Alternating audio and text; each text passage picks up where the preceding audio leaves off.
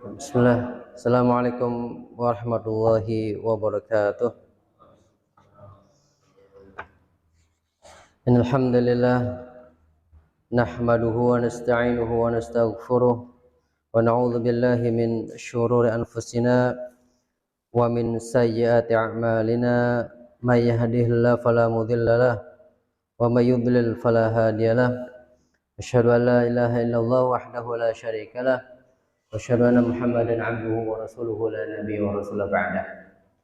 قال الله تعالى في القرآن الكريم بعد أعوذ بالله من الشيطان الرجيم يا أيها الذين آمنوا اتقوا الله حق تقاته ولا تموتن إلا وأنتم مسلمون يا أيها الناس اتقوا ربكم الذي خلقكم من نفس واحدة وخلق منها زوجها وبث منهما رجالا كثيرا ونساء واتقوا الله الذي تساءلون به والأرحام إن الله كان عليكم رقيبا. أما بعد فإن أصدق الحديث كتاب الله وخير الهدي هدي محمد صلى الله عليه وسلم وشر الأمور محدثاتها فإن كل محدثة بدعة فإن كل بدعة ضلالة وكل ضلالة في النار. Ikhwani wa akhwati azanallahu wa iyyakum.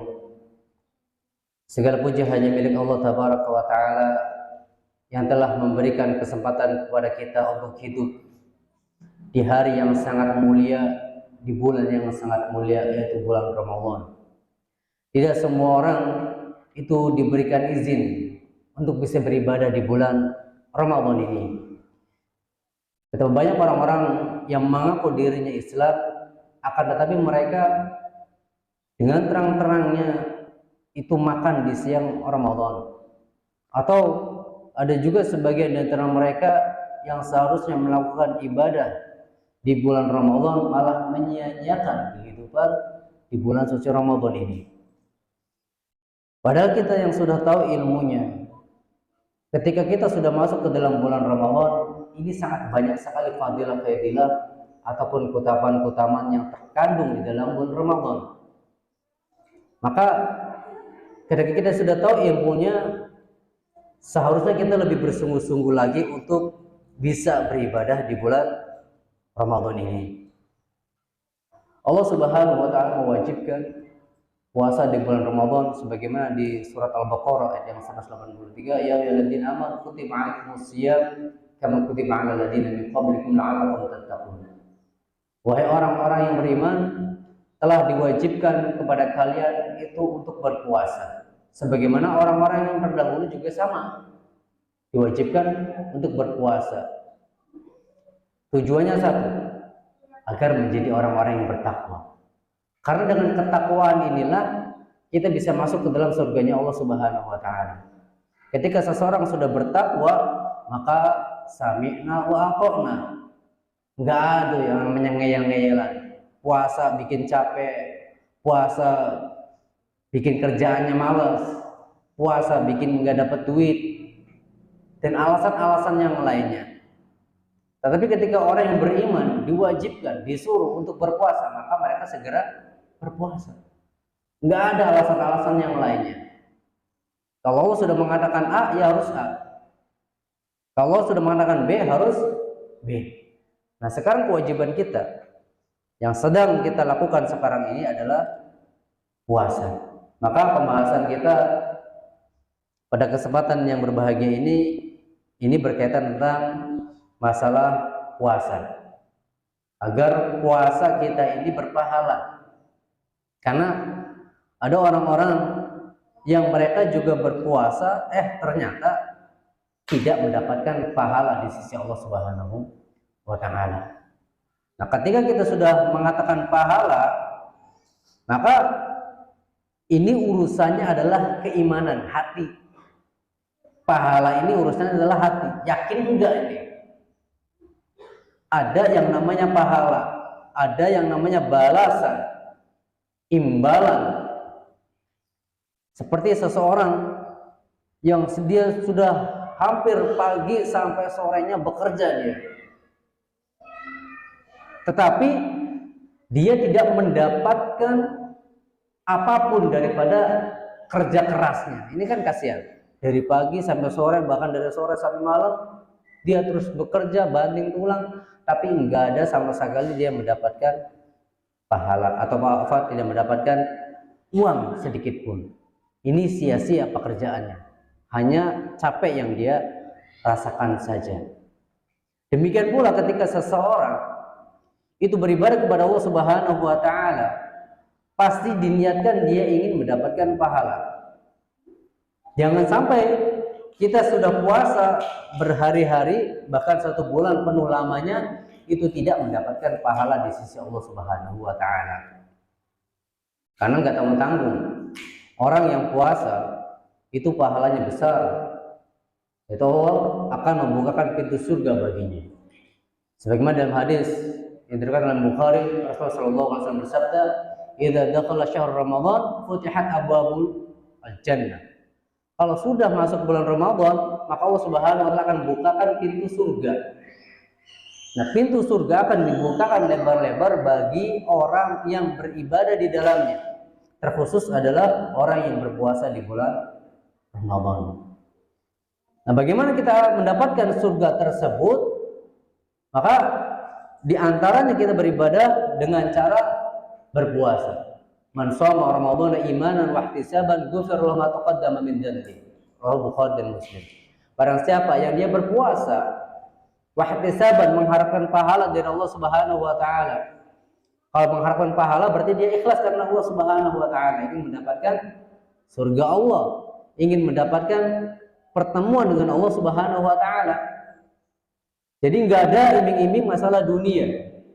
Saya puasa agar saya jabatannya tinggi. Enggak seperti itu. Tetapi dia puasa benar-benar mengharapkan pahala dari Allah Subhanahu wa taala. Kemudian Allah Subhanahu wa taala ketika kita berpuasa ikhlas ihtisaban, ya, mengharapkan pahala dari Allah Subhanahu wa taala dengan keimanan, maka Allah akan membukakan pintu surga dengan cara Allah Subhanahu wa taala mengampuni dosa-dosa kita yang telah lalu. Jadi dosa yang kita lakukan yang sekarang sampai yang telah lalu itu akan diampuni Allah Subhanahu wa taala. Jadi masuknya kita ke dalam surga itu sejatinya bukan karena amalan kita. Ini karena ampunan oleh Allah Subhanahu wa taala yang diberikan kepada kita. Bagaimana caranya kita mendapatkan ampunan oleh Allah Subhanahu wa taala? Di antaranya tadi, kita berpuasa Ramadan dengan ikhlas karena Allah Subhanahu wa taala. Dengan keimanan. Iman inilah yang akan membuat kita semakin kuat. Iman inilah yang semakin kita percaya bahwasanya ada yang namanya surga. Kalaulah puasa itu ditampakkan pahalanya di muka bumi ini secara fisik misalkan, maka orang-orang akan banyak berpuasa. Enggak ada orang yang enggak puasa sama sekali.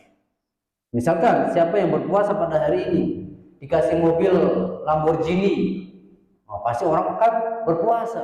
Siapa yang orang hari ini tanggal 2 Ramadan berpuasa dengan ikhlas karena Allah akan dikasih motor Ducati misalnya, pasti orang akan berpuasa. Hari ketiganya dikasih istana, langsung dikasih istana, maka orang-orang pun akan berpuasa. Cuman pahala puasa ini tidak kelihatan.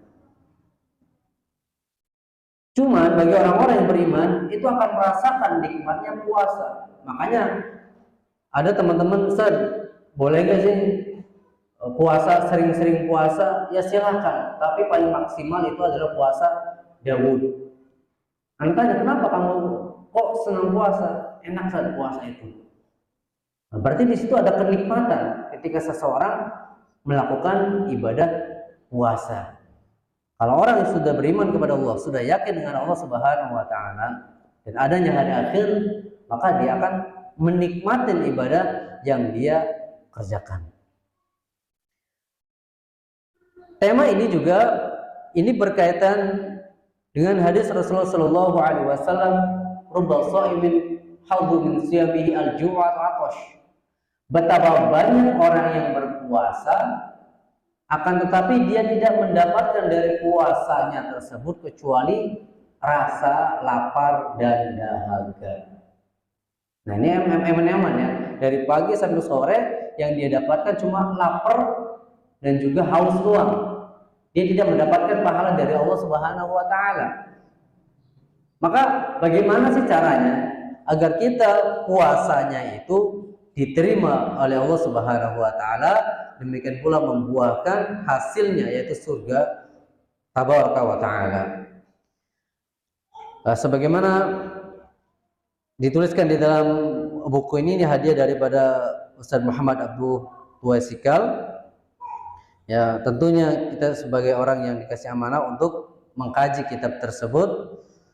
Di antaranya agar kita mendapatkan pahala, kita harus memperhatikan syarat dan rukun puasa. Ya, syarat wajib puasa cuma ada 4: Islam, baligh, berakal, dan juga mengetahui wajibnya puasa.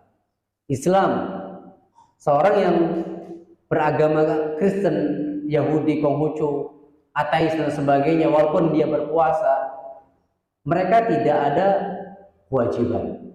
Kalaupun mereka berpuasa, mereka tidak dapat pahalanya. Dijamin mereka tidak akan mendapatkan pahala puasa. Disebabkan syarat yang wajibnya itu tidak terpenuhi. Seperti seseorang yang dia itu mengisi soal-soal di sekolah ataupun di universitas paling terkenal di dunia, nomor 1 di dunia.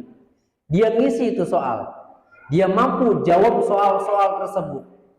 Cuman karena dia tidak terdaftar di universitas tersebut, kira-kira diterima apa ditolak? Pasti ditolak. Karena namanya tidak terdaftar. Nah, sama kayak gini juga, kalau di luar Islam dia berpuasa juga di bulan Ramadan, dia tidak akan masuk surga. Kenapa? Karena kuncinya belum dia dapatkan. Namanya tidak tertera bahwasanya nama fulan itu termasuk orang yang beragama Islam. Nah, maka syarat yang pertama yang wajib itu adalah Islam. Kemudian berakal. Berarti orang gila tidak wajib berpuasa. Anak kecil sebenarnya tidak wajib berpuasa sampai dia itu baligh. Ya. Berakal artinya orang yang, kita akan masuk nanti bahasanya, orang yang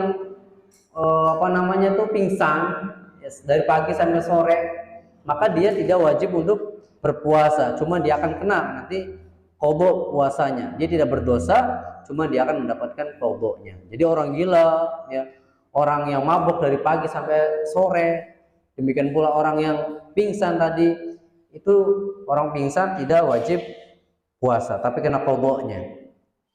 Demikian pula orang mabuk dia dapat dosanya. Pertama dia dosa tidak berpuasa, kemudian dosa karena dia itu minum minuman keras, tapi dia akan mendapatkan qadha, ya, harus berpuasa di luar Ramadan. Dia berakal, enggak gila dia. Kemudian yang ketiga sudah baligh. Kalau laki-laki berarti tandanya itu mimpi basah. Ya, kalau usia sekitar berapa di Indonesia? 12 atau 14 ya. Antara segitu, 12, 13, 14, maka dia udah baligh. Ataupun tanda berikutnya kalau sudah keluar rambut di sekitar kemaluannya, maka ini sudah dinamakan anak yang sudah baligh. Nah, kalau perempuan berarti sudah haid. Kalau sudah haid, maka dia sudah baligh dan dia sudah terkena wajib puasa. Dan yang keempat, mengetahui akan wajibnya puasa. Kalau orang pedalaman misalkan belum di situ masuk syariat Islam, orang-orang yang mengajarkan Islam, dia hanya sudah mengucapkan 2 kalimat syahadat saja, maka dia belum terkena kewajiban untuk puasa, disebabkan ilmu tentang wajibnya puasa belum masuk kepada dia. Ya, seperti di pedalaman dan lain sebagainya, orang-orang yang jauh daripada ilmu, maka ini tidak ada kewajiban untuk puasa. Tapi di sekitar kita, orang-orang yang sudah hidup di modern sekarang ini, insya Allah akan mudah sekali mendapatkan ilmu, ya, baik offline ataupun online. Baik. Yang keduanya syarat wajibnya penunaian puasa. Tadi syarat wajib puasa. Sekarang syarat wajib penunaian puasa. Yang pertama adalah siapakah yang berhak menunaikan puasa? Yaitu orang yang sehat, tidak dalam keadaan sakit. Ya. Orang sehat tidak dalam keadaan sakit. Maka ada orang yang baru sakit kepala sedikit saja, Ustaz, apakah saya termasuk orang yang berhak untuk berbuka puasa? Nggak bisa. Sakit kepala baru sedikit itu nggak bisa. Nggak bisa dia dihukumin orang yang boleh untuk berbuka puasa. Dia tetap diwajibkan untuk berpuasa. Bagaimana caranya agar dia sakit kepala? Ya udah istirahat dulu. Ya, dari pekerjaannya istirahat, izin di kantornya, kemudian pulang ke rumahnya, ya tidur. Ya, kalau sholat waktunya sholat, insya Allah itu akan bisa mempercepat dia sembuhnya. Nah, jadi alasan-alasannya tidak syar'i, ya, maka ini dianggap orang yang masih tetap untuk berpuasa. Yang kedua, menetap mukim dia, tidak dalam keadaan safar. Dalil-dalilnya ada sebenarnya, tapi kita percepat saja. Yang ketiga, suci dari haid dan juga nifas. Suci dari haid dan nifas. Jadi syarat wajib penunaian puasa cuma ada 3: sehat, menetap, yang ketiganya suci dari haid dan nifas. Kemudian syarat sahnya puasa. Ya. Syarat sahnya puasa di dalam kitab ini disebutkan ada 2. Yang pertama, dalam keadaan suci dari haid dan nifas. Dan yang kedua, berniat. Nah, niat ini khilaf para ulama. Apakah niat itu diucapkan setiap hari atau hanya sekali saja? Ya. Insya Allah yang rajih itu sekali. Nah, kenapa kita sebutkan cukup sekali saja? Ini untuk kehati-hatian. Biasanya orang lupa untuk mengucapkan niat. Maka ketika di awal di 1 Ramadan sudah mengucapkan saya ingin niat 1 full puasa di bulan Ramadan, maka ini sudah termasuk niat. Ya, sudah ada niatnya. Bahkan Syekh Utsaimin rahimahullah taala mengatakan orang yang dia makan sahur saja itu sudah ditentukan niat. Dia sudah berniat bahwasanya besok paginya itu untuk berpuasa. Ya, orang bersahur nggak ada niatan ingin sarapan di jam 4. Itu bukan sarapan. Soalnya nggak ada yang namanya sarapan jam 4. Pasti mereka mengatakan saya sahur ini untuk puasa di pagi harinya. Ya, berarti dengan sahur tersebut itu sudah ditentukan niat. Kita sudah meniatkan ingin puasa di pagi harinya. Ya. Sebagaimana pembahasan ketika ada orang yang cerai dengan istrinya. Di talak pertama, seorang suami boleh mendatangi istrinya.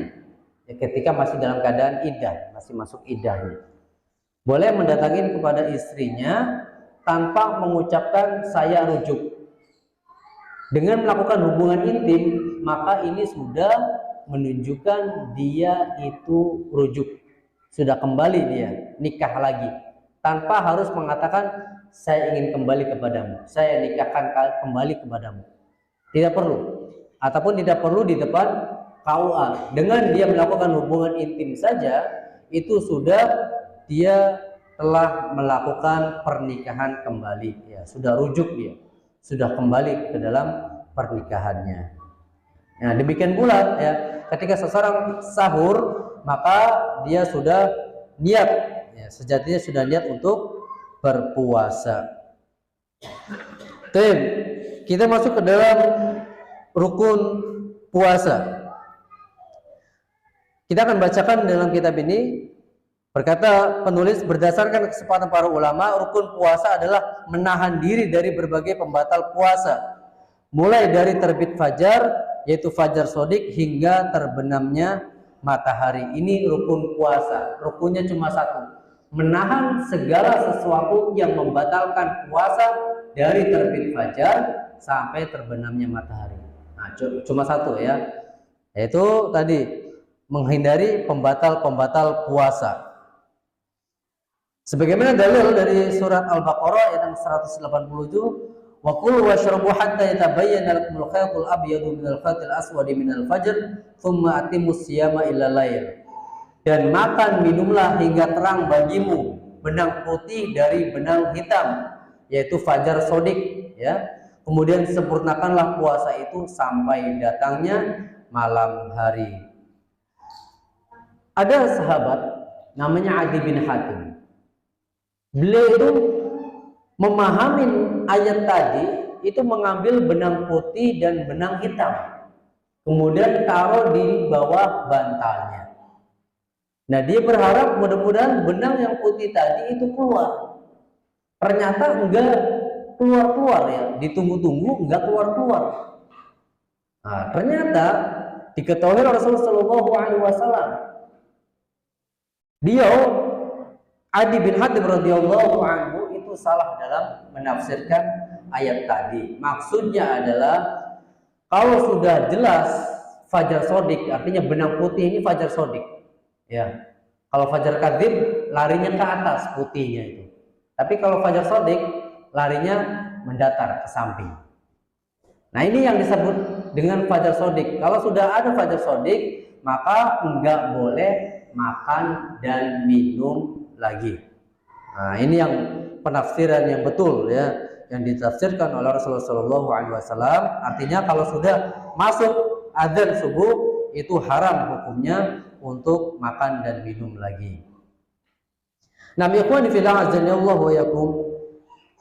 Berarti kita sudah mengetahui syarat wajib puasa, kemudian syarat yang menunaikan puasa, syarat sahnya puasa dan rukun puasa. Agar kita lebih afdol lagi, biar lebih berpahala lagi, maka kita hendaknya lah mengetahui sunnah-sunnah puasa. Agar jangan menyepelekan ya sunnah-sunnah puasa. Agar kita semakin banyak mendapatkan pahala-pahala di bulan suci Ramadan ini. Disebabkan karena kita menjalankan sunnah-sunnahnya, apalagi yang wajib dan juga rukun. Dan yang pertama, sunnah yang pertama adalah mengakhirkan sahur. Ya. Sebagaimana dalil yang diriwayatkan oleh Imam Ahmad yang disahihkan atau dihasankan oleh Syekh Shu'aib Al-Arnud, apa kata Rasulullah SAW? Man arada an yasuma fal yatasahhar bi syai'in. Kalau dia ingin berpuasa, maka hendaklah dia bersahur. Bahkan di dalam sahur itu ada keberkahan. Ya, tasaharu fa inna fis sahuri barakah. Bersahurlah kalian karena di dalam sahur itu ada keberkahan. Jadi kalau kita ingin mendapatkan keberkahan, hendaknya lah kita bersahur. Apa itu berkah? Yaitu ziyadatul rahmah, bertambahnya rahmat. Kalau kita ingin mendapatkan rahmat yang lebih lagi, maka diantaranya itu bersahur. Gak masalah, sahur hanya dengan seteguk air saja, ataupun dengan satu biji kurma, itu gak masalah. Yang penting dia itu bersahur. Kemudian untuk menguatkan hadis bahwasanya kita mengakhirkan sahur, itu diantaranya hadis Rasulullah SAW tentang Bilal bin Rabah radhiyallahu anhu, itu adzannya di tengah malam. Ya. Kemudian kata Rasulullah SAW, kulu washrabu, makan dan minumlah kalian. Kalau masih mendengar adzannya Bilal, makan dan minumlah kalian. Sampai kalian mendengar adzannya Ibnu Ummi Maktum. Nah, kalau sudah adzannya Ibnu Ummi Maktum, maka itu pertanda sudah masuk waktunya adzan subuh. Nah, maka nggak boleh lagi itu adzan subuh. Ya, kalau sudah adzan subuh nggak boleh makan dan minum lagi. Baik. Hadis berikutnya dari Anas bin Malik dari Zaid bin Thabit. Bahwasanya mereka itu pernah makan sahur bersama Rasulullah Shallallahu Alaihi Wasallam. Tasaharna ma'a Nabi Shallallahu Alaihi Wasallam. Ya. Atau dalam riwayat tasaharna ma'a Rasulillah Shallallahu Alaihi Wasallam. Kami bersahur bersama Rasulullah Shallallahu Alaihi Wasallam. Kemudian ada yang bertanya, berapa sih jarak antara sahurnya beliau Shallallahu Alaihi Wasallam sampai adzan subuh ini? Apa kata beliau? Qadra khamsina ayat. Kata Zaid bin Thabit, jarak antara adzan dan sahurnya Rasulullah Shallallahu Alaihi Wasallam itu sejarak orang membaca 50 ayat Al-Quran. Tapi dengan tartilnya, dengan tajwidnya, dengan bacaannya, dengan hak-hak bacaan Al-Qurannya. Maka kalau kita baca 50 ayat ya sekitar 30 menit lebih lah. Ya. Kalau sekarang berarti jam 4 ataupun kurang jam 4 boleh dia itu bersahur. Biar lebih santai berarti jam 4 kurang 10 menit lah. Nah, makanya lebih santai. Maka disinilah afdolnya orang yang bersahur. Bukan jam 2, bukan jam 1. Nah, kalau jam 2, jam 1 apa? Mindo ya, makan malam. Karena terawihnya ketiduran akhirnya makan jam 1, jam 2. Katanya sahur sekalian nonton bareng, nonton bola. Nah, ini bukan sahur ya. Yang namanya sahur itu menjelang azan sholat subuh. Batasnya adalah azan sholat subuh. Lalu bagaimana kalau yang di sekitar kita ada yang namanya imsak ya, imsakiyah. Imsak artinya menahan. Berarti kalau sudah imsak, orang itu nggak boleh makan dan minum lagi. Kan seperti itu ya. Mindset di masyarakat itu kalau sudah imsak nggak boleh makan dan minum lagi. Padahal antara imsak dengan subuh itu 10 menit itu lumayan ngabisin satu kopi atau satu teh ya, ataupun satu kolak, insya Allah bisa itu 10 menit itu. Wah itu nggak boleh lah gitu Pak, haram itu ya. Kalau rokok itu haram, nggak boleh.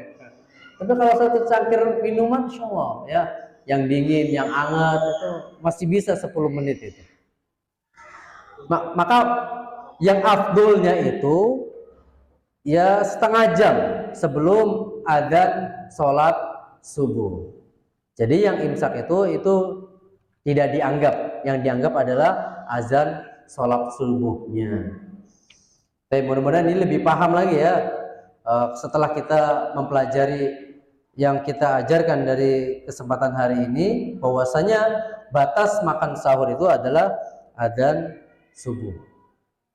Lalu bagaimana orang yang bangunnya telat misalkan, mau azan subuh tinggal 2 menit lagi dia terbangun, kemudian makan ya, makan masih tersisa setengah mangkok lagi nih ya, cendolnya atau kolaknya ataupun makanannya. Maka Rasulullah SAW jangan letakkan itu makanan, tetapi selesaikan dulu makanannya ya, karena ini termasuk sunnahnya Rasulullah Shallallahu Alaihi Wasallam. Tapi jangan disengaja ya. Kalau disengaja tiap hari seperti itu namanya batal ya, batal puasanya ya. Kenapa sampai diakhirkan? Yang lebih utama itu diakhirkan sebagaimana perkataan Ibnu Hajar rahimahullah taala, agar tubuh kita itu semakin kuat beraktivitas di siang Ramadan. Kenapa? Karena makanannya masih tersisa di dalam lambung kita. Nah, ini diantara agar kita mengakhirkan sahur. Pertama, di situ ada keberkahan, kemudian di situ ada diijabahnya doa-doa kita, diterimanya doa-doa kita, dikabulkannya doa-doa kita, yaitu diantaranya adalah ketika kita bersahur. Baik, ini kebalikannya yang kedua, sunnah yang kedua, yaitu menyegerakan berbuka. Kalau sahur itu diakhirkan, tapi kalau berbuka itu disegerakan. Ya, sebagaimana hadis dari Rasulullah Shallallahu Alaihi Wasallam yang diriwayatkan oleh Imam Bukhari dan juga Muslim dari Sahal bin Sa'ad, la yazalun nasu bi khair ma'ajjal al-fitr. Orang senantiasa dalam kebaikan kalau mereka itu mensegerakan berbuka puasa. Jadi kalau sudah waktunya adzan maghrib, ya segera berbuka, ya, dengan kurmanya atau lain sebagainya. Lalu bagaimana dengan muadzin?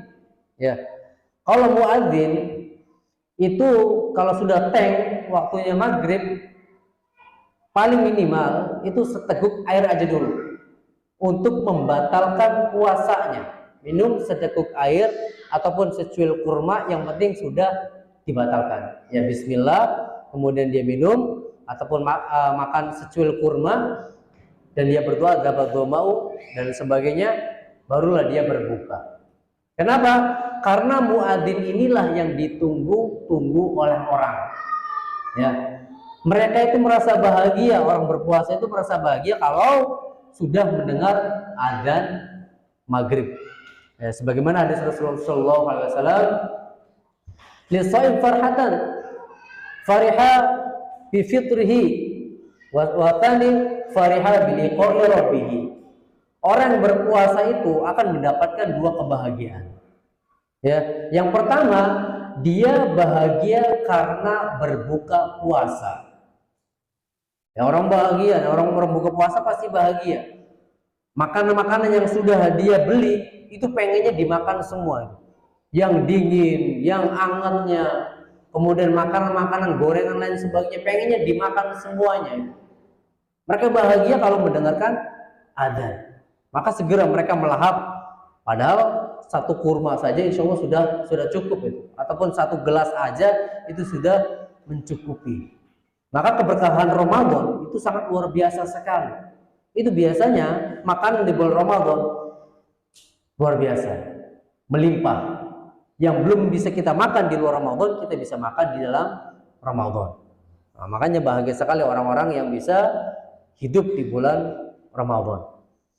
Nah, pertama bahagia karena berbukanya, yang kedua bahagia nanti kalau sudah bertemu dengan Allah Subhanahu wa Ta'ala. Jadi orang berpuasa adalah orang yang berbahagia disebabkan dia kelak nanti akan bertemu dengan Allah Subhanahu wa Ta'ala. Baik, berarti muadzin ini akan mendapatkan banyak kebaikan. Kebaikan yang pertama, dia mensegerakan puasa, berbuka puasa. Yang keduanya, dia adzan. Adzan ini itu setiap yang mendengarkan adzan akan bersaksi kepadanya, baik rumah, batu, pasir, pohon, kemudian juga motor, mobil, semua ya, manusia, hewannya, jinnya itu akan bersaksi bahwasanya si fulan pernah adzan pada hari ini, detik ini. Nah, ini keutamaan orang yang muadzin. Demikian pula muadzin itu lehernya panjang. Ini bukan aib ya, leher panjang itu kalau di padang mahsyar itu termasuk keunggulan tersendiri. Nah, ini termasuk orang muadzin ini, orang yang suka adzan ini. Kenapa? Karena lehernya panjang. Demikian pula orang yang puasa. Orang yang puasa itu mulutnya bau apa enggak? Oh, bau. Karena lambungnya kosong, gasnya keluar ke atas. Ya, kalau berbicara itu ada aroma yang tidak sedapnya. Cuman kata Rasulullah SAW, orang yang keluar bau mulutnya orang berpuasa itu lebih harum daripada aroma minyak kasturi. Ya, aroma minyak kasturi berarti lebih wangi daripada aromanya minyak kasturi. Ini masya Allah ya, luar biasa sekali bagi orang-orang yang berpuasa. Jadi kapan dia akan mendapatkan aroma yang wangi tersebut? Yaitu ketika di padang mahsyar, ketika di akhirat, barulah dia akan mendapatkan aroma tersebut. Wah, ini pasti orang yang berpuasa. Kenapa? Karena aromanya wangi, ya, mulutnya aromanya wangi sekali. Baik, langsung lagi poin yang ketiganya, di antara sunnah puasa di bulan Ramadan adalah berbuka dengan kurma jika mudah diperoleh atau dengan air. Ini sunnahnya, yaitu membatalkan puasa dengan memakan kurma. Kalau nggak ada, maka dengan seteguk air. Ini sunnahnya. Jangan langsung rendang ya, jangan langsung nasi padang. ataupun nasi goreng. Tapi sunnahnya adalah dengan kurma ataupun dengan sedekuk air. Kalaupun nggak ada kurma, ya bisa sesuatu yang manis-manis. Ya, hal-hal yang manis, entah kolak, entah es cendol, ataupun orson ya, ataupun es kelapa, es jus. Intinya sesuatu yang manis pengganti kurma. Kalau ada kurma itu lebih bagus lagi. Tapi sunnah yang keempatnya, yaitu berdoa ketika berbuka. Nah, ini diantara sunnah yang bisa jadi orang-orang itu ditinggalkan sunnah ini. Sebagaimana hadis yang diriwayatkan oleh Tirmidzi dan juga Ibnu Hibban dan Sahih Al-Albani, "Thalathatun la turaddu da'watuhum." Ada 3 orang yang dia itu tidak ditolak doanya. Yang pertama adalah al-imamul adil, imam yang adil, pemimpin yang adil. Pemimpin yang adil, maka doanya itu akan diijabah oleh Allah Subhanahu wa taala. Siapa dia pemimpin adil? Siapa saja. Entah presiden, raja, gubernur, camat, ya bupati, Pak RT, bahkan kepala rumah tangga, itu termasuk pemimpin. Sama, semua pemimpin itu ya, kalau emang dia adil, maka doanya itu akan diijabah oleh Allah Subhanahu wa taala, siapapun dia. Ya, yang penting itu adalah pemimpin, al-imamul adil. Kemudian wasaim hina yuftir, orang yang berpuasa sampai dia berbuka. Kalau dalam hadis ini ketika dia berbuka dia berdoa. Nanti ada doanya di sini. Bagaimana doanya berbuka puasa? Jadi jangan sampai ditinggal. Sebelum berbuka puasa kita berdoa. Ketika berbuka puasa kita pun berdoa kepada Allah Subhanahu wa taala. Maka doa kita akan dijabah oleh Allah Subhanahu wa taala. Yang ketiganya adalah wadawatul mazlum, doanya orang yang dizalimi. Doanya orang yang dizalimi ini pasti akan dijabah oleh Allah Subhanahu wa taala. Maka kita enggak boleh yang menzalimin orang lain. Karena bisa jadi ada orang yang tersakiti, ternyata doanya itu tidak ada penghalang antara dirinya dengan Allah Subhanahu wa taala. Pasti diijabah. Nah, maka orang-orang yang terzalimi silakan dia berdoa.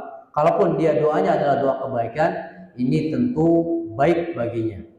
Pahalanya lebih besar lagi dibandingkan dia harus membalasnya. Baik, apa sih doanya orang yang berpuasa, berbuka puasa yang sahih, yang benar, yang diriwayatkan oleh Imam Abu Dawud, yang dihasankan oleh Syekh Albani rahimahullahu taala. Apa doanya? Dhahabadz dhama'u wa batallatil 'uruqu wa thabatal ajru insyaallah. Ini adalah doa Rasulullah sallallahu alaihi wasallam ketika berbuka puasa. Jadi dia bismillah dulu, kemudian batalkan baik dengan air, ya, minum air ataupun dengan kurma ataupun sesuatu yang manis. Bismillah, kemudian dia makan, kemudian dia berdoa. Dhahabadz dhama'u wa batallatil 'uruqu wa thabatal ajru insyaallah. Dhahabadz dhama'u, telah pergi, telah hilang rasa haus. Ya, dahaganya itu hilang. Wa batallatil 'uruqu, kerongkongan ini sudah basah ya. Oh, masya Allah, sudah basah. Wa thabatal ajru, pahalanya sudah tetap insyaallah. Nah, pahalanya sudah tetap, ini termasuk doa kepada Allah Subhanahu wa taala. Mudah-mudahan pahala yang kita kerjakan di siang Ramadan tadi itu sudah tetap, sudah dicatat oleh Allah Subhanahu wa taala. Maka doa yang paling sahih adalah yang telah kita sebutkan tadi. Bagaimana kalau doa yang Allahumma lakasumtu wa bika amantu wa ala rizqika aftartu bi rahmatika ya arhamar rahimin, ini derajatnya dhaif, lemah. Tapi silakan seseorang berdoa dengan Allahumma lakasumtu kalau emang dihafalnya seperti ini. Tapi yang lebih afdolnya adalah dhahabadz dhama'u, karena ini riwayatnya dari Rasulullah sallallahu alaihi wasallam, ya, hasan, bagus ya. Berarti boleh kita amalkan hadis dari Rasulullah sallallahu alaihi wasallam yang berbunyi dhahabadz dhama'u wa batallatil 'uruqu wa thabatal ajru insyaallah. Sunnah yang kelima adalah memberi makan pada orang yang berpuasa. Hadisnya yaitu yang diriwayatkan oleh Imam At-Tirmidzi dan disahihkan oleh Syekh Al-Albani. Man fatara sha'iman kana lahu mithlu ajrihi ghairu annahu la yanqusu min ajrihi syai'a. Barang siapa yang memberikan buka puasa orang yang berpuasa, maka dia akan mendapatkan pahalanya tanpa mengurangi pahala orang yang berpuasa tadi sedikit pun. Jadi misalkan kalau kita memberikan makanan untuk buka puasa orang yang berpuasa, sedangkan orang berpuasa itu mendapatkan kebaikan dia di sisi Allah miliaran kebaikan, maka orang yang memberikan makanannya pun akan mendapatkan miliaran kebaikan seperti halnya orang yang berpuasa tadi. Bagaimana lagi orang yang dia kasih itu 10 orang, 20 orang, ratusan orang, bahkan mungkin ribuan orang, maka tentu dia akan mendapatkan lebih banyak daripada kebaikan-kebaikan yang telah kita sebutkan tadi. Kalau King Salman itu kalau Ramadan itu Masya Allah ya, bagi-bagiin kurma. Kalau kita kenal namanya Arojhi, Bang Roji, kalau Bang Roji itu di Saudi Arabia, namanya pendirinya di antara Sulaiman Arojhi. Dia memiliki kebun kurma itu sejauh mata memandang, luas sekali kebun kurmanya. Nah, kalau bulan Ramadan, beliau ini akan mewakafkan kurma-kurma tersebut untuk kaum muslimin, untuk buka puasa mereka. Nah, berarti Masya Allah ya, pahala beliau ini akan banyak sekali. Bukan hanya jutaan orang, mungkin miliaran orang itu akan mendapatkan kurma tadi. Maka beliau akan mendapatkan pahala lebih dahsyat lagi di sisi Allah Subhanahu wa Ta'ala. Maka kalau ada iftar, misalkan iftar jamai, ya jangan segan-segan kita bersedekah di jalan Allah Subhanahu wa Ta'ala untuk memberikan makan orang-orang yang ingin berbuka puasa. Nah, kalau di Masjid Al-Manar ada nggak ini? Ada setiap hari. Nah, itu kesempatan bagi orang-orang yang memiliki harta itu untuk menyumbangkan hartanya, menyedekahkan hartanya di jalan Allah Subhanahu wa Ta'ala, memberi makan orang-orang yang ingin berbuka puasa. Entah itu air ya, entah itu minumannya, minuman kolaknya atau lain sebagainya, atau makanannya, maka ini akan lebih bermanfaat lagi. Kalau di Madinah dan juga Masjid Nabawi itu mereka berebut agar orang-orang yang ketika lalu lalang datang ke tempat mereka untuk menyantap makanan dari keluarga mereka. Karena apa? Karena mereka berharap akan mendapatkan pahala di sisi Allah Subhanahu wa Ta'ala memberikan makanan orang-orang yang hendak berbuka puasa. Bahkan di antara mereka itu ada yang memberikan uang. Jadi dikasih satu plastik, di dalamnya ada pepaya, ada jeruk, ada pisang, ada kurma, ada minuman mineral, ya, dan ada duitnya, duit real. Ya. Nah, ini tujuannya agar mereka itu memakan makanan dari keluarganya. Mereka bersungguh-sungguh berebutan untuk mendapatkan pahala di sisi Allah Subhanahu wa Ta'ala. Karena bulan Ramadan itu adalah bulannya pahala. Ya, panennya pahala itu di bulan Ramadan. Baik, yang keenamnya, lebih banyak berderma dan beribadah di bulan Ramadan. Nah, jadi intinya adalah Rasulullah Shallallahu Alaihi Wasallam ajwadun nas wajwadu, beliau itu ada termasuk orang yang paling dermawan, dan beliau lebih dermawan lagi ketika masuk di bulan Ramadan. Bahkan disebutkan itu seperti rihal mursalah, seperti angin yang berhembus. Dermawannya Rasulullah Shallallahu Alaihi Wasallam itu digambarkan seperti angin yang berhembus. Kalau angin yang berhembus, celah sekecil apapun itu akan masuk. Dan cepat, beliau Shallallahu Alaihi Wasallam kalau ingin bersedekah cepat, enggak banyak pikiran, ya enggak banyak mikirin nanti ini nanti itu, enggak, langsung jor-joran Rasulullah Shallallahu Alaihi Wasallam ketika di bulan Ramadan dalam bersedekahnya. Ya, ini udah ada nih. Waduh, Masya Allah, padahal ingin bahas hal-hal yang dibolehkan ketika ketika berpuasa. Wallahu taala bishawab. Nanti insyaallah bisa dilanjutkan dengan ustaz-ustaz yang lainnya membahas masalah berkaitan dengan puasa ini. Wallahu taala bishawab. Mudah-mudahan puasa kita semuanya diterima oleh Allah Subhanahu wa taala dan mendapatkan pahala insyaallah dan mendapatkan ganjaran surga firdausnya oleh Allah Subhanahu wa taala. Wallahu taala bishawab. Kita tutup dengan doa kafaratul majelis. Subhanakallahumma wa bihamdika asyhadu an la ilaha illa anta astaghfiruka wa atubu ilaik. Wassalamualaikum warahmatullahi wabarakatuh.